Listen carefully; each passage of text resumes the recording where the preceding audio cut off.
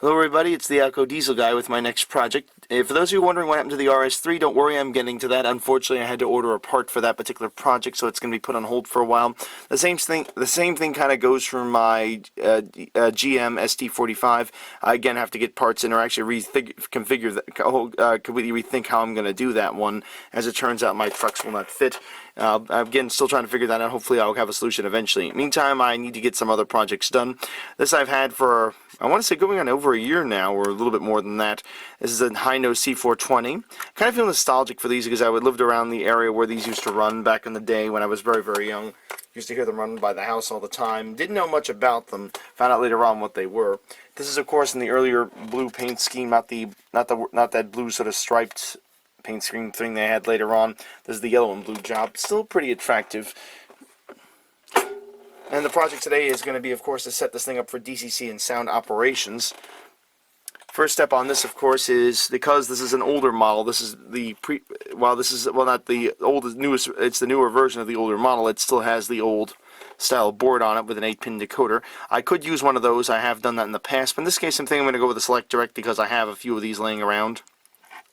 And I'm just building this for extra power because I like to have extra engines that can pull both passengers and freight. So that would fit in here. I have been very tempted to take one of these and put a Keep Alive decoder in, though. That's one thing that's on the back of my head. And I've been thinking about doing that with this particular unit just to get it done.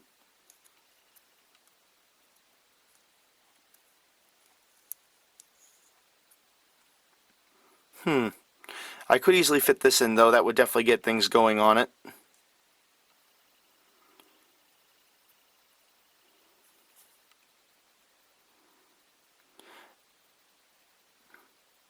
Yeah, just thinking to myself as to which way to go with this. If we take a look at the other end of the locomotive here, we see it has these huge oversized weights. They're great for traction, but obviously this one's going to have to get cut down, as I always do, to get this to fit. That's probably where my speaker at minimal is going to sit. I'll probably take some of this front weight off as well to make this sit down far enough. And I may have to knock out some of the front weight over here to make this further sit flat so I can get the whole decoder in there.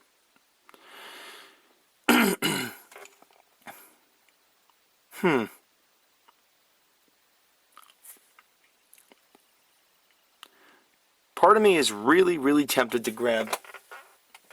I even have a decoder sort of prepped for this as well.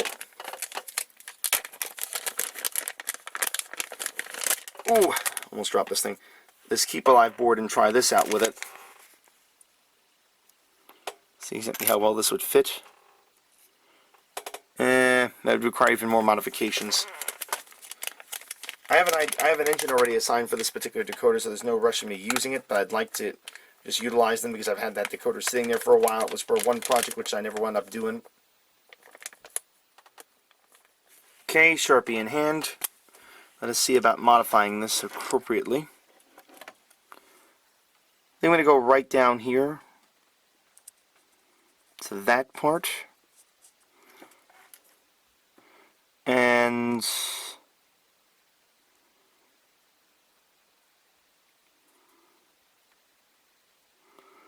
from, say, about here, I'd say.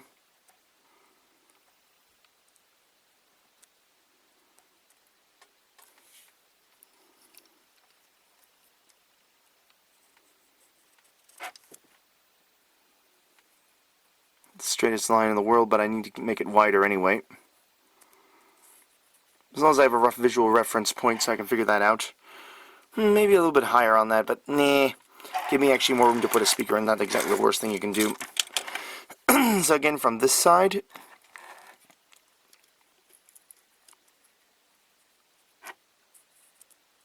take that off right there.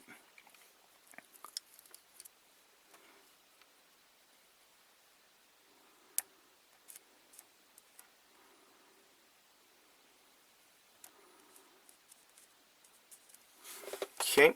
So with all that drawn, I'm going to go outside and cut this down. Just a mental note for myself. This side here is the front. I will mark it off actually just to make sure. There's something. What do I have that would stick out like a sore thumb? Ah, my Sharpie. Probably is the easiest way of doing it. Make a mark right there on the frame. No one's going to notice it because it'll be buried underneath that. So again, mark right there. That's my front.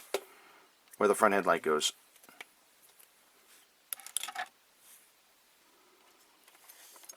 Okay, so as we can see, I've modified these weights. I've taken that small piece off this right over here. That was right here where the two capacitors were. Cut this off with my Dremel and smoothing the area out with a grinding disc.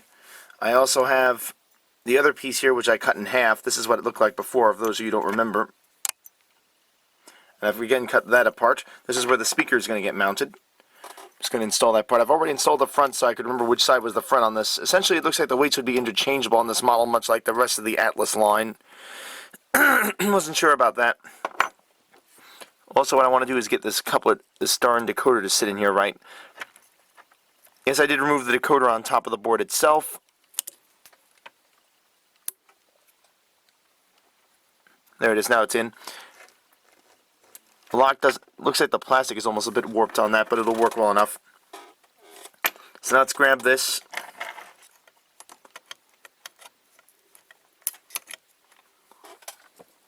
Oh, and I think I'm going to insulate this a little bit with some electrical tape, just because of how close it is to that.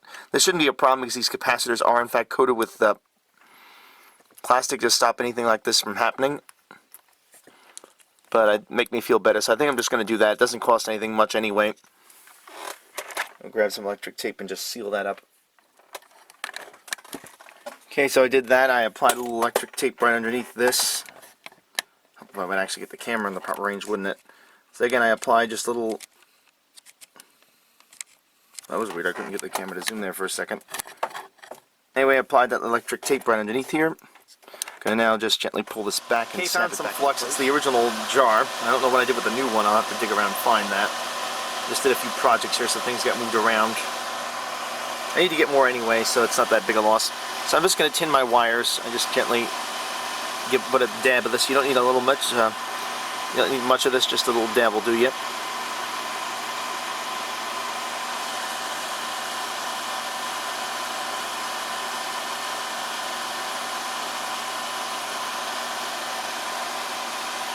I need to get one of them a little bit more over here.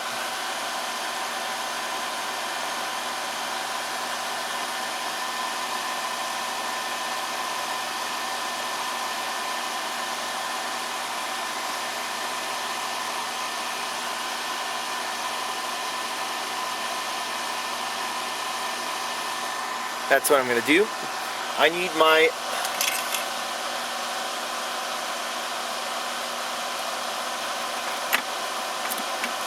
solder. And just touch my iron to the flux there to clean it up a little bit. Again, a trick with keeping these soldering tips clean is I always make sure, and from corroding, is that I always make sure I put extra solder on the tip, whether I need it or not. That means that the solder itself will get corroded, and that can easily be scraped off, as opposed to having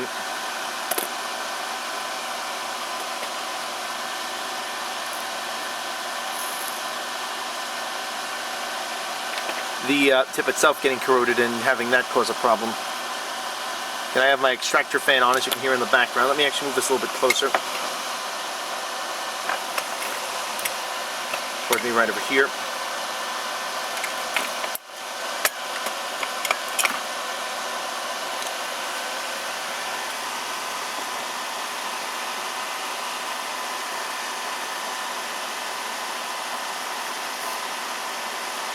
For change, it looks like Atlas gave me too much wire.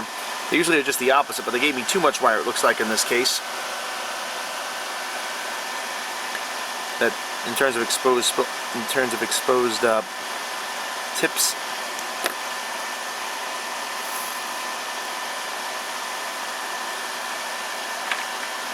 So I'm going to start first. I'm going to tin all these wires, get them all set, and make some basic connections. Then I'll go ahead and install and design my speaker system to install. Kind of awkward, but I realized I didn't do it. I thought I had a speaker on the site. Somehow I thought I was working on an engine that had speakers installed.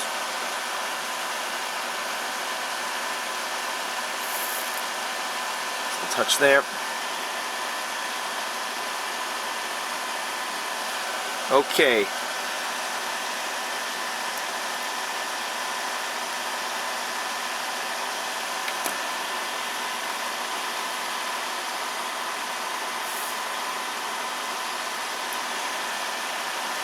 tin the areas I need to put this solder on. TCS does not want me to apply flux to these connection points. Right, so I'll try this again with the other method. I keep being told, oh, the solder will do the trick for you. I've tried different brands, it doesn't seem to make much of a difference, but we'll see.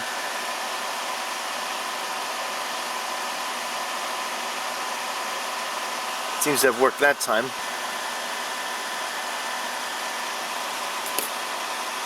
Let me actually clean my tip again on this, since it's getting a little bit of junk on it. From heating and running at high temperatures, the tips tend to get corroded and corrupted. If that happens, you have to clean them up.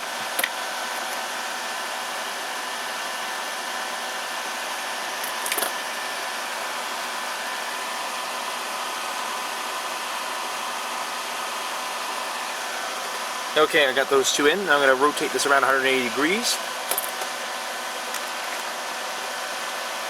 I'm going to treat this again with more solder.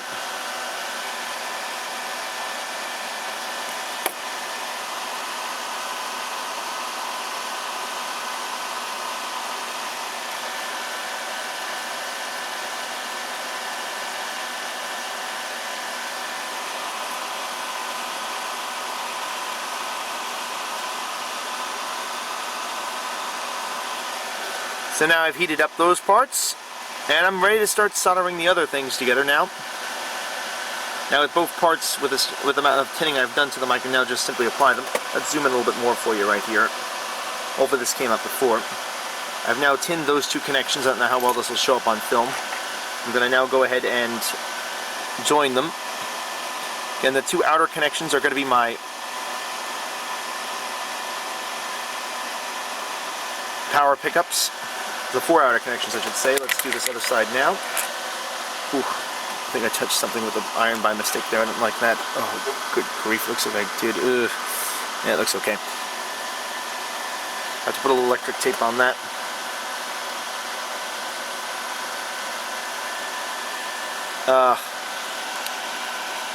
Okay, do this awkward, goofy hand, this one as they call it.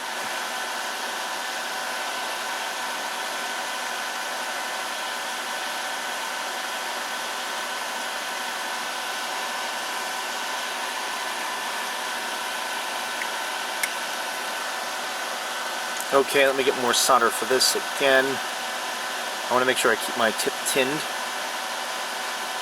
There we go.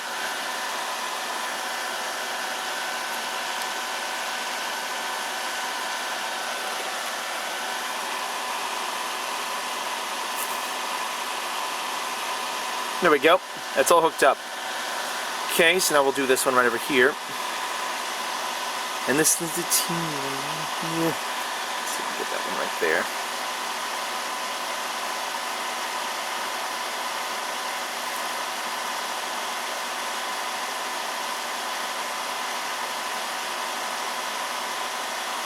Oh dear. Like how that one's going in. For some reason it's got flux in here even though I didn't apply anything. Okay, I'm going to have to mess around with this connection a little bit, it seems. I don't like it hanging off like that. I want it perfectly centered so it doesn't cause problems with my sealing ability.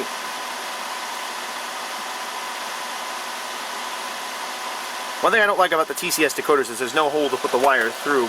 On the lock sounds, the ESUs, you get or most other decoders in fact, you get a hole to run the wire through.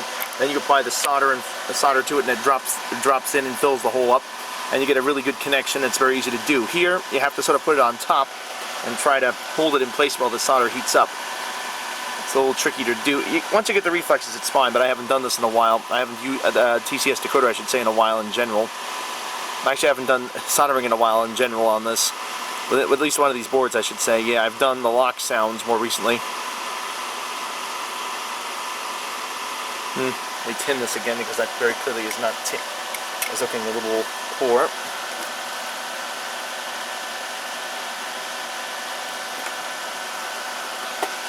Remember, solder is cheap. Always tin. Oh, and by the way, don't forget to tin. Did I mention tin?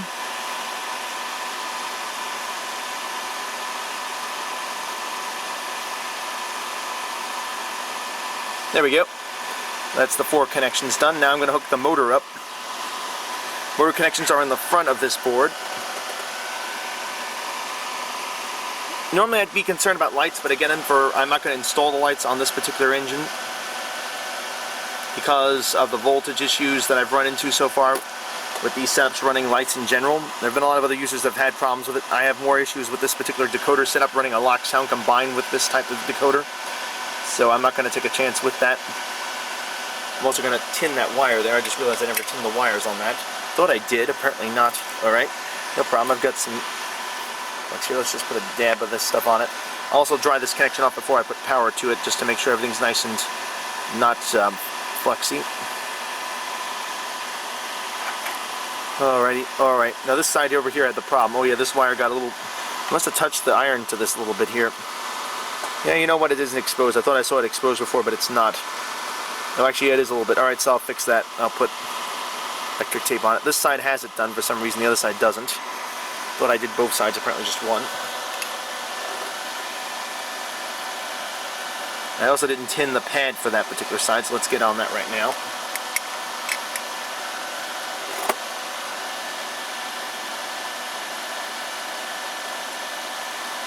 Very awkward place to actually put one of these damn joins right here.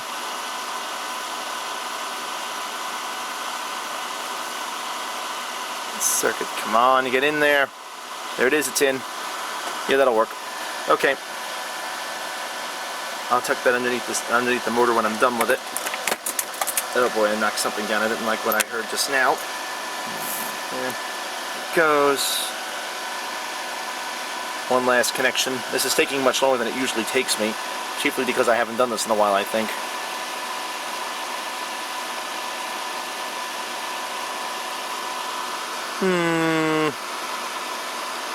Yeah, that'll be good. Nah, good isn't good enough. Let's no, hold it 1 second up. I want to do that now because that could get burned. Yeah, you know what? I'm going to leave well enough alone. It's a good connection. It's nice and tight. I'll just leave it there. Not a pretty connection, but I'll just get over my OCD at this point. That does soldering for the time being. I'll leave my exhaust fan on for a while. I'll turn my system off, my soldering system off. Iron thingy. Okay, so now I have got all 4 connections, all 6 connections done. 2 for the motor, 4 for the pickups. Not perfectly on center, but that's fine. As long as it makes contact, it'll work fine. What I have to do now is I have to patch that one wire that has this little bit here. I guess this would actually probably be okay, but I'm not going to take a chance. Probably isn't yes, isn't definitely, so I prefer to say yes or no on that, and I can't. So I'm just going to grab a little electric tape and just seal up this little gap on the wire. You can't even really see it. It probably won't cause a problem, but I don't want to take a chance to blow a decoder out for no good reason, so I'm going to go ahead and just do that. It's kind of cut, in my opinion, because it isn't that bad. But at the same time, I can't, with good conscience and with the ability to, and with the risk of me not being able to sleep at night, leave it like that. So for a second there I pulled the other wire out of this, but it's actually over to the other side. So let's now wrap this side like that, wrap this over that, and make this as tight a connection as possible so it won't be a problem. And then shove that right underneath there.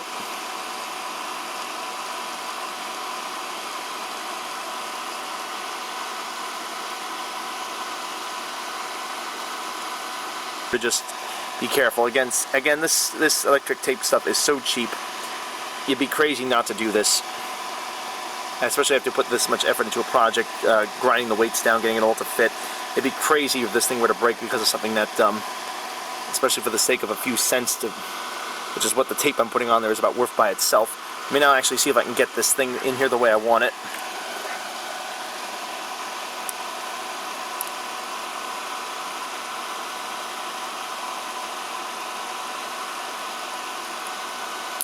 Ah, my God. I don't make these things that they used to anymore. Let's go with a screwdriver here now. I don't like using a screwdriver with the decoder boards, but get this thing to bend forward a little bit so it'll go in. Boy, this thing is stubborn, isn't it?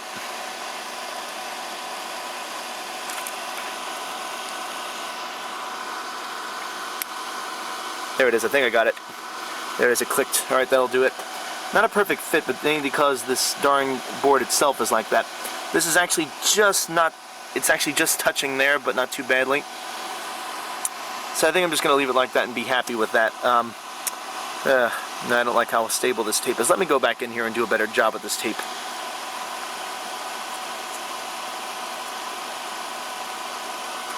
Okay, that looks much better. Okay, I'm happy with that. Now I'm going to go ahead and push this forward again. Get in here and press this back. There it is. Snapped in perfectly.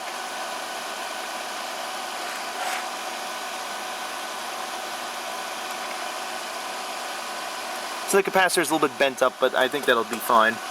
It's not actually touching anything as of right now. It's an awkward fit, but it'll work. Okay, that'll work. So next step is to tuck this other wire underneath here so I can get it in, so I can get the shell on without breaking this wire, because it's going to catch.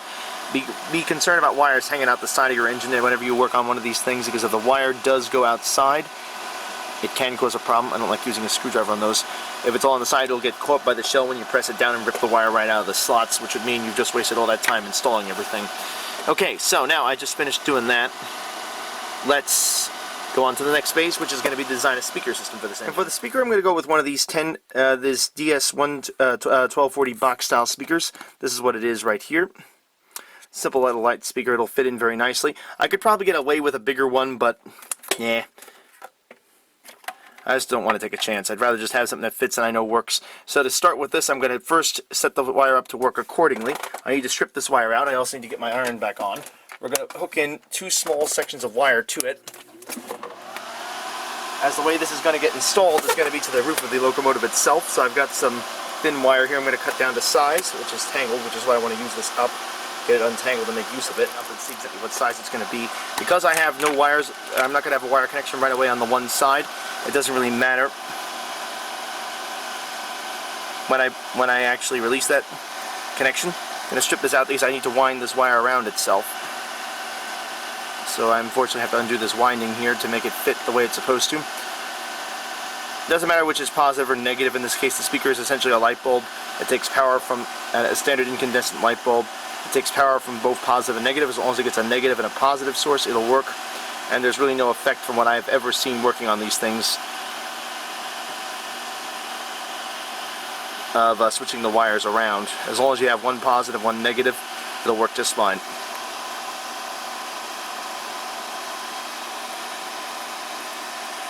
I love this Railmaster speaker stuff, but I find that their wires are very tricky to split. So I recommend one of these wire splitters with a 30 gauge wire splitter setting on it, which is what this is.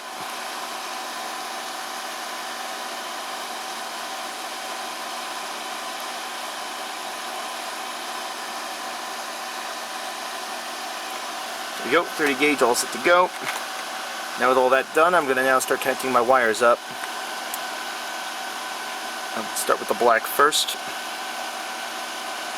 What I usually like to do when I goofed here is to cut the wires at different points so it isn't capable of crossing as easily. Old school trick to avoid a connection problem.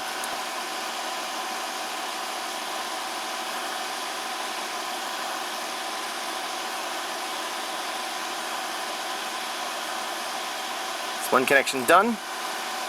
So I don't actually make a mistake crossing these wires. I'm going to do one connection at a time. Let's hit this with some flux. I can find my flux brush I had here a second ago, which of course has now gone AWOL because I actually need it again. There it is. Grab this and get it on here. So again, I'm going to take my wire connection, which is actually still holding together, which is good, because I actually had it dangling over the table right there, and zoom in for you a little bit so you can actually see what I'm up to. And tilt it down. I'm now going to apply just a little bit of flux to this joint.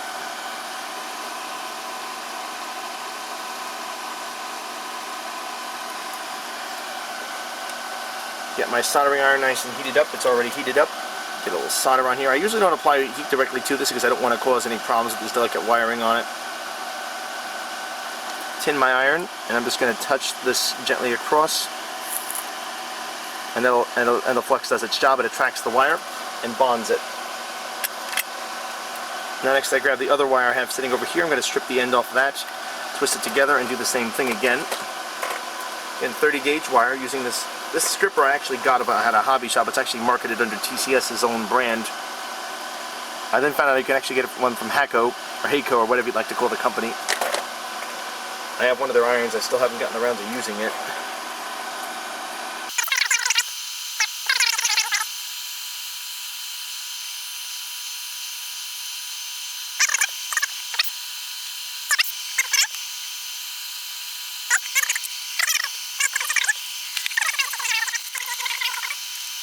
I prefer to not do this until the last moment, but you have to. If not, you can't, because with heat shrink tubing, because it has to go over one end in order to make it fit, you can only go so far with it. So I'm going to use a small piece here. I like to be overly generous with this because I want it to cover the whole thing. I don't want it in a situation where I make it too short and it actually doesn't do its job. There we go.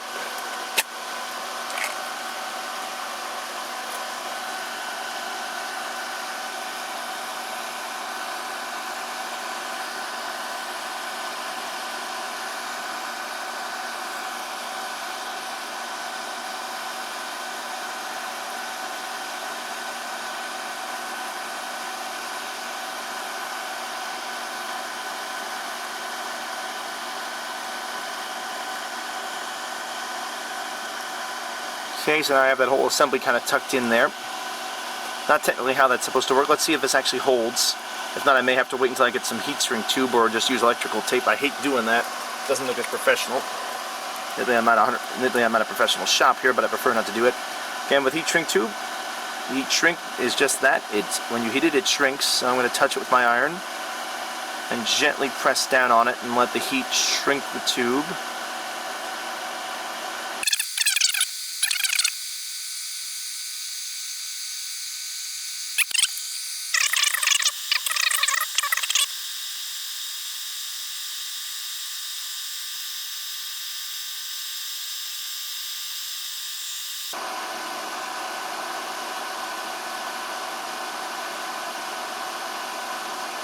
Yeah, I'm happy with that now. Alright, that'll hold it. That'll stop from getting any crazy ideas. Okay. So I got this wire all set to go in there. The next phase is going to be to attach this to the frame and, of course, solder everything in.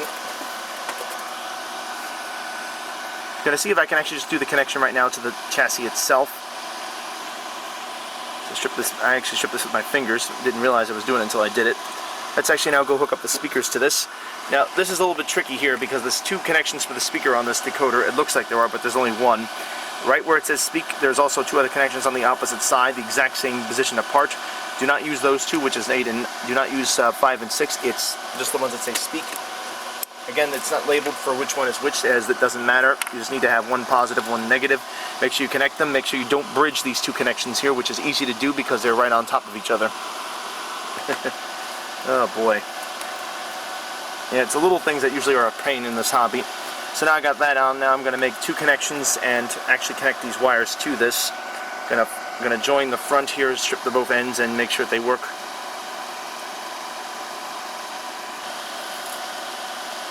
There we go. That's now joined. I just tinned this now, and I'm going to join this to the flux as such. I'm going to start with the harder connection, which is right over here.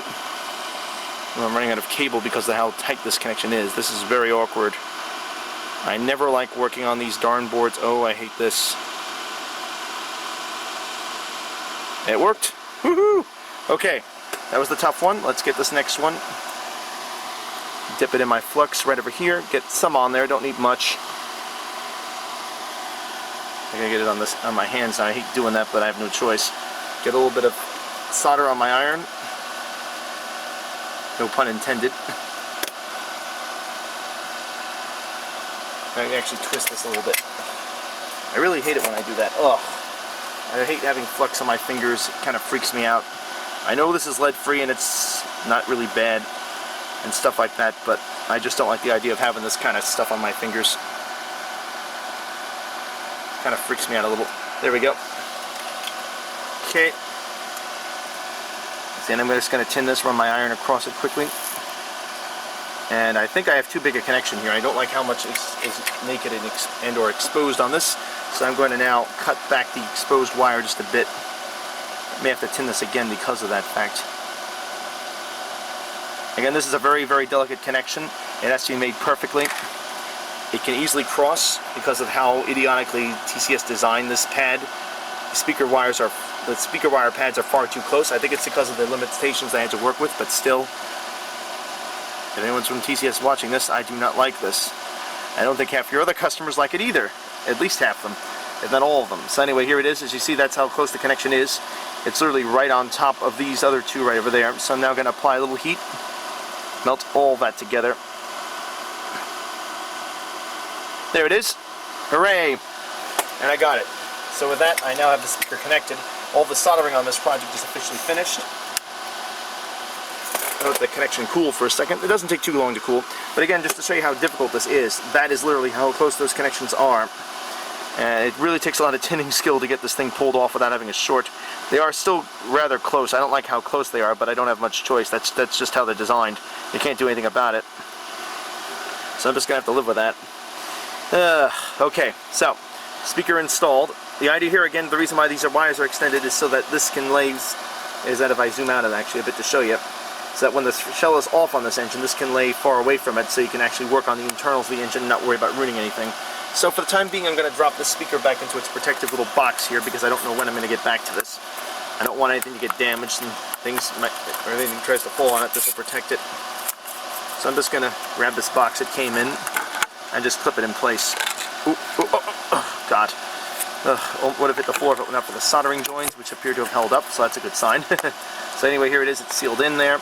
I'll leave it like this until I get to the project again, and I will pick this up when I get back to it again.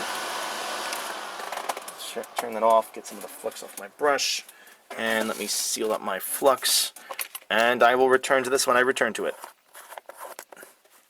Now before I get on to reassembling this unit and getting the speaker installed and everything else, I just need to change one little detail. You know the cab end of this engine, if we take a good look in here, in fact let me actually zoom in a little bit. You know the engineer is facing the front. Now one might think, well, that's supposed to happen. Well, no. Actually, these engines always ran long hood forward. So in fact, instead of facing this way, the engineer and fireman should be facing that way, toward the end of the long hood, in this direction. So, to fix this, I'm going to pop both of these engineers and firemen out, switch them around, and have them turn around in a different direction. It's pretty easy. I'm just going to take my fingernail and gently push them up. These are just press fit in place. There we go. It does take a little self-confidence to do this, but I recommend doing it. I just don't like having this detail not being right after all the work I've done to build this up. Admittedly, this project came together pretty quickly, but still not as easy as a simple conversion, which I'll get into. I'll get into one of those in later times here. More modern conversion, I should say.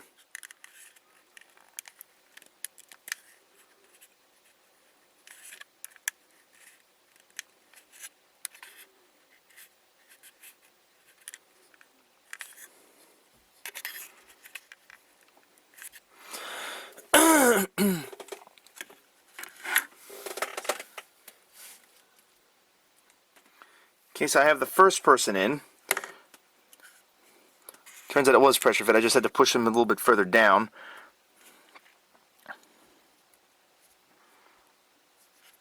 Need to do the same now with this other engine, with the fireman's side. Turn the engine over. Same procedure. Have him face forward.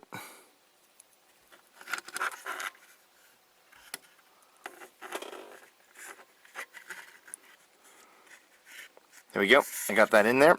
So with that, I've now moved the engineer around. And they're all set. I'll worry about the rest of the detailing a little later. This part I wanted to get done because now I'm going to actually be placing this over the top. Next I'm going to go ahead now and get some supplies together and prepare to mount my speaker. My next step, what I call the Model Railroader's secret weapon, double-sided foam tape, I'm going to go ahead and set up my speaker. Just take a little piece of this off. I'm going to split this up into two small pieces.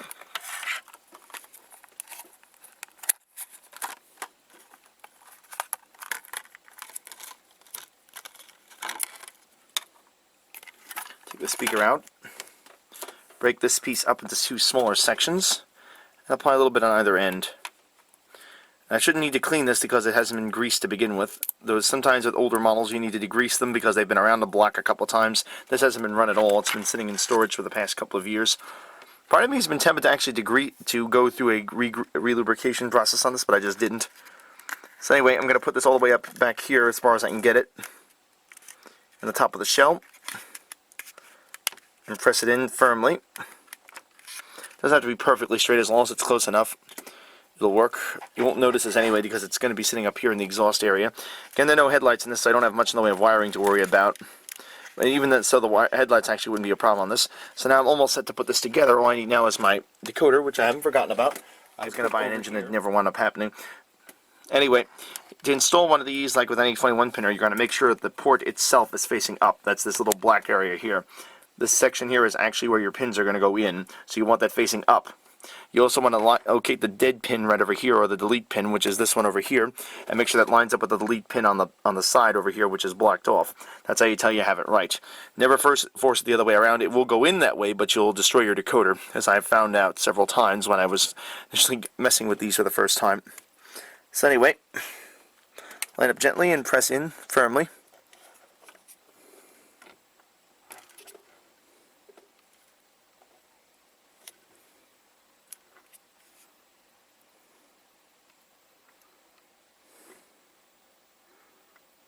There we go.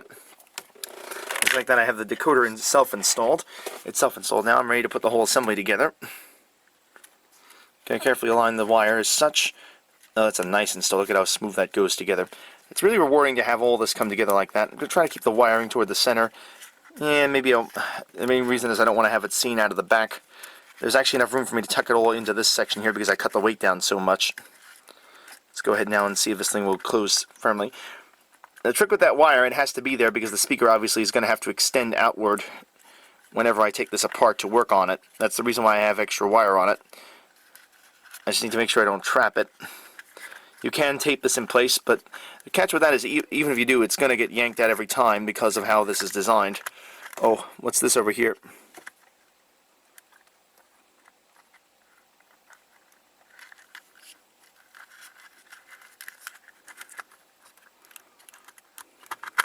There it is. And I think I got it. Just like that. I'm feeling lucky and almost tempted to put a decoder on here to go ahead and just go right for it. Oh, so I thought it was safe to say I was done. I'm not.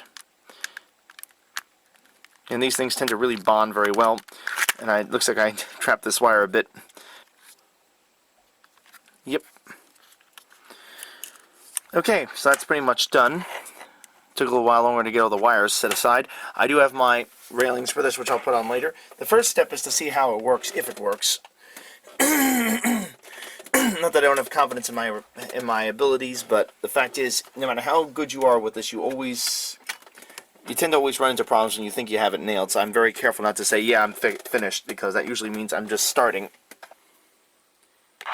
There we go. That must have been it. Apparently I have to have this on cabs 1 through 6 instead of all cabs. That's weird. Boy. Nice and loud, too. That's what I like.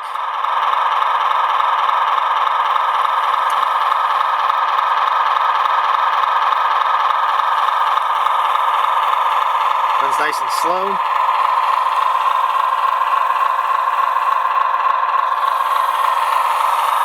I think I'm dragging a wire on the darn thing. I may have to go back in and tape things anyway.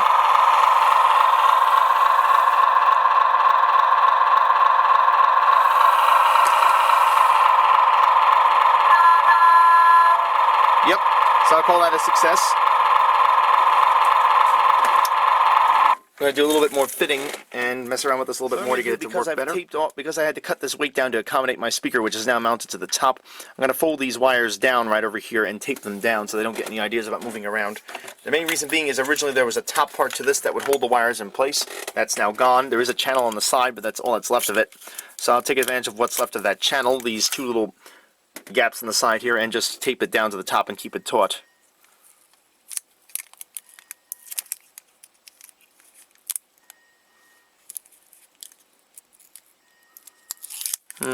Darn tape, it's too big.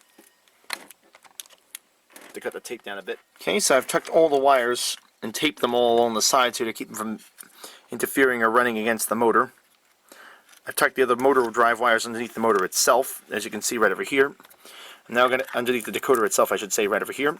It's all insulated, so that won't be a problem. Just going to apply pressure until it drops into place. And let's try this one more time to see how the fit works now. Probably should have done it to begin with. Turn my DCC system back on, zoom back out again. I am already zoomed out. Ugh. I think is my controller for this thing. Ah, there it is. Or I can just power on. There we go.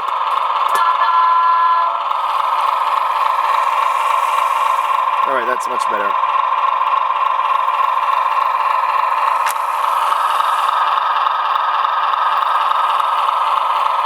Yep, okay, that's how I want it. Alrighty. Okay, the next step is going to be to do some detailing on this engine. As with most locomotives these days, the parts are included. In this case, I don't think they even implied the right place to put this darn... Yeah, there's no actual hole to actually mount my antenna for this darn thing. How crazy is that? Also notice there's a bit of a paint defect on the top here. Little yellow paint's on the top there. Again, I didn't paint this thing, but...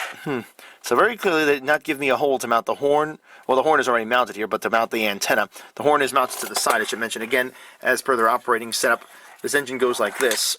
Crew, again, as you notice, now facing forward. Run it in this direction with the horns in that direction there, but the antenna goes on the top here. So I got to go and look at some photos and confirm I know where this thing is supposed to go before I proceed any further here. Strangely enough, I just went through this and there is actually no antenna included with this thing. That's weird. Well, whatever the case, I'm going to go ahead and start assembling some things on it. There are two sunshades you can apply to it. They're optional, but I'm going to install them, I think, here. First, I'm going to carefully remove these from this pouch. Two railings, I'll apply these first. I'm going to put the sunshades on. In the past, I've used glue with these. I find a lot of times they'll just stay on by themselves. These are probably one of the most tedious things to work with, as they are really a pain to get in right. And often do not stay by themselves because of the way this works. You have to apply firm pressure to get them in there, and if you push too hard, you can break them. If you don't push hard enough, they'll hang out and you'll have a stupid gap in them. Like so, which I have right now. I've got a gap.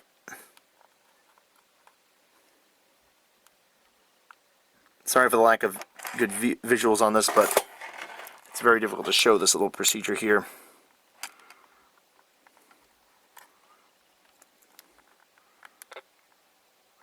The reason why these are usually not installed is because they tend to break off very easily. Oh, did it go in there? I think it did. Oh, I think I broke this. No, I didn't. God. So I may have to just glue it in there and just hope that it holds out. I think I'll do that with this side. I'll apply some glue to it. I hate doing that, but I don't think I have much choice here. Okay. So, I'm going to use this plastic zap stuff I always get. The nice thing about this glue is that it's designed to dry and actually bond with the color of your engine. It won't leave a nasty white residue most crazy glues would, or even most plastic cements would. Trick is to get as little on the brush as possible.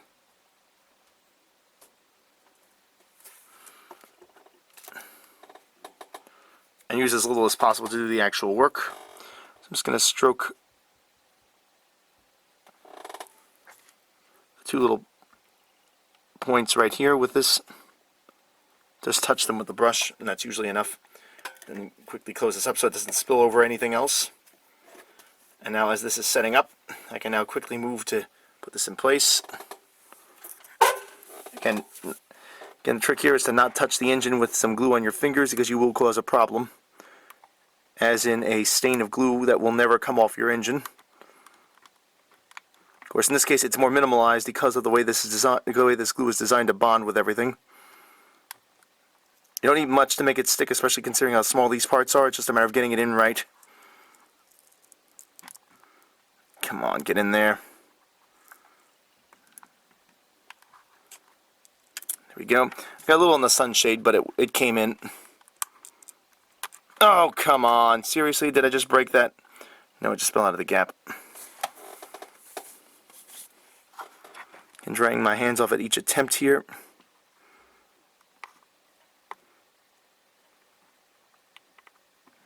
Darn it, get in there.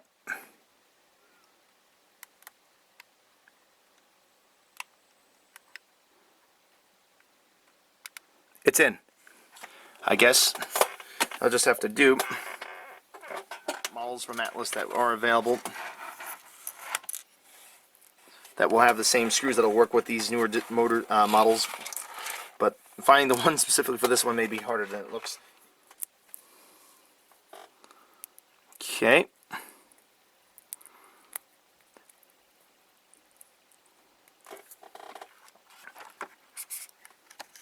Oh, ugh. Delete expletive. I just. Oh, delete expletive. I just knocked out one of my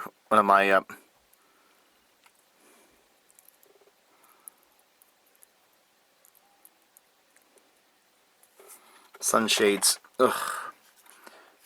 I don't know how people manage to get those things on. I honestly don't know. I've tried that all the times. The only times I've ever had them on is when someone else has done it for me. There's something to be said about these cheap little one-point only screwdrivers. This particular one is perfect for putting couplers in. I prefer to have a multiple point thing, but actually no, I have the I have the wrong coupler on this side. I don't want the long one on this side. I want it on the short end. Oh, good Lord, don't tell me I lost that screw now. No.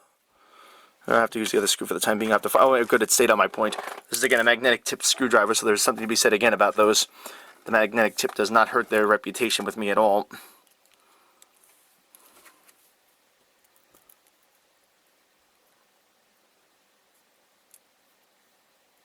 Go.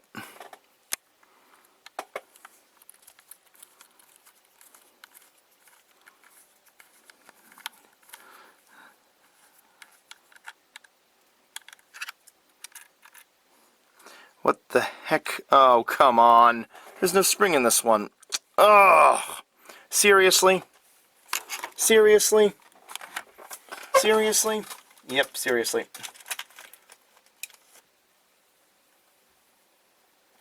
Serious, Sam?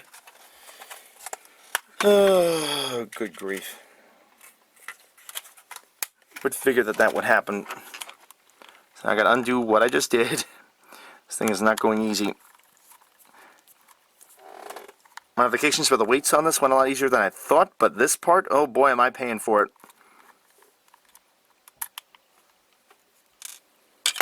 Pull this out right here. Let's get this new one in place. It's the same from the exact same package. I have to get more KD springs. I have them someplace. I always buy these because they always come loose.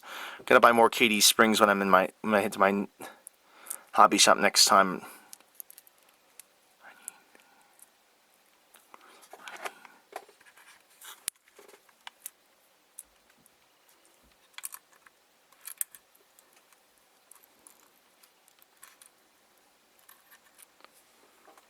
Now line all this junk up here. I hope I didn't lose it. Oh, I didn't lose it, thank goodness. Okay, let's get this screw back on again and try it one more time. Come on, come on, come on. A little bit further forward. There we go. I got it. Trick is getting this thing started, getting the first few threads in there. Once that happens, you're pretty much in Fat City. Just turn it a couple times and the screw will go right in.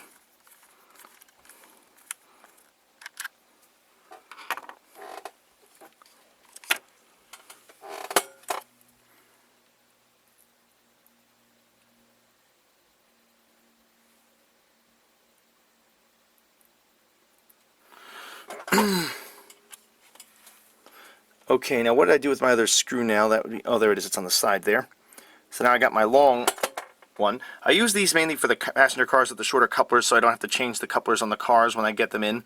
Although a lot of times I wind up doing it anyway. Also lets me keep the couplers standard on all the cars and just have the engines modified where necessary.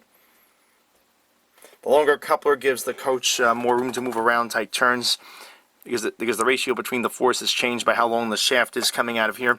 A shorter shaft means there's more lateral forces pushed against the coupler, especially with my truck-mounted couplers, which most of my Athearn cars have. That's a problem. Okay, after several choice adjectives later, I was able to successfully get this thing done, as we can see here. Couplers are now both on. Now it's time to install the railings.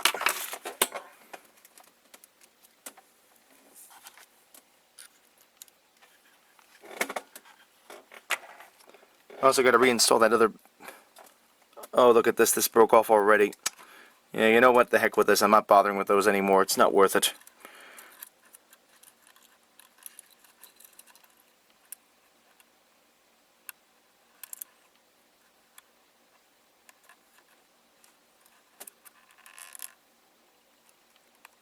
Come on, get in there.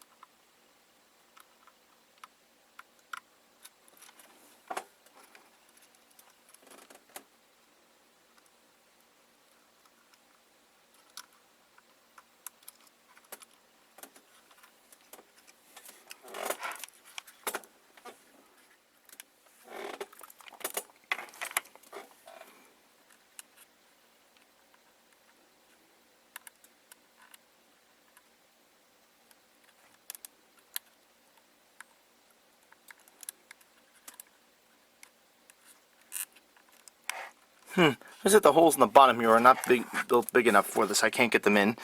I may have to widen these holes out. I don't like doing that, but it looks like that's the only way to fix this.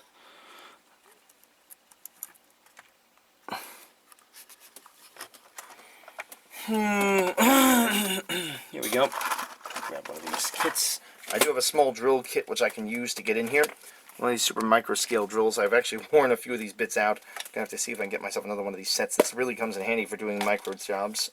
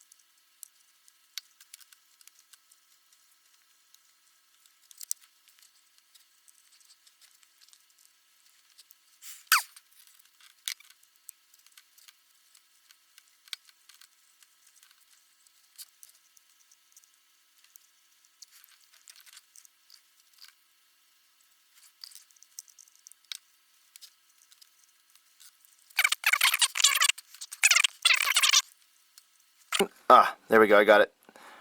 There we go. That should do it now. I actually learned underdoing it is actually better than overdoing it with these things.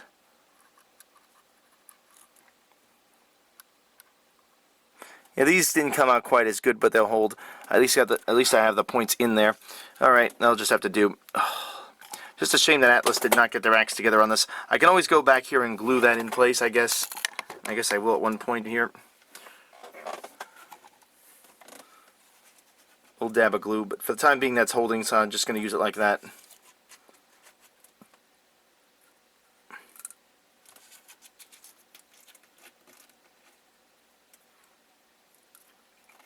I have all my little drill bits and put them back because I don't want to lose them. Okay, top for this little guy here, which is a grommet. Put this in here. Put this in here. Project completed.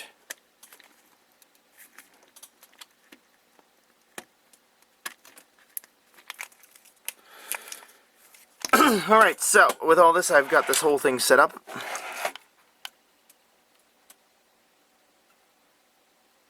That should do fine.